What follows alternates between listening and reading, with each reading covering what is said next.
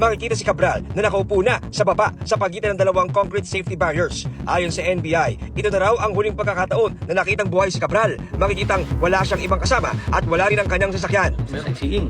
Nandun nakaupo siya sa barrier o kaya naman nakatayo siya with the vehicle. Siya na lang mag-isa. Walang ibang tao, walang ibang sasakyan.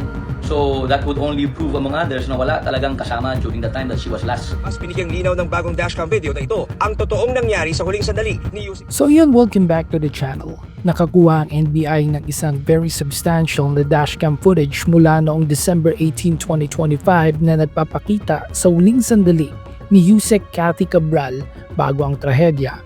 Sa bagong footage, makikita si Cabral na mag-isang nakaupo sa simento sa pagitan ng mga safety barriers sa Cannon Road.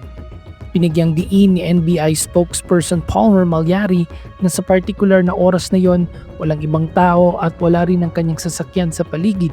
Malayo ito sa mga naunang videos na mukha lang siyang nagsa-sightseeing kasama ang driver.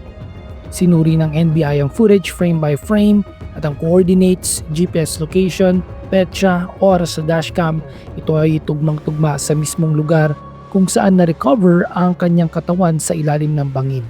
Ayon sa NBI, ang ebidensyang ito ay nagpapatunay na walang ibang sangkot sa kanyang huling sandali sa itaas ng kalsada bago siya nahulog. So yun, major and breaking news ito. Anong masasabi ninyo sa balitang ito? Share your thoughts down in the comments below. Thank you so much for watching. Subscribe if you haven't yet. Stay safe everyone.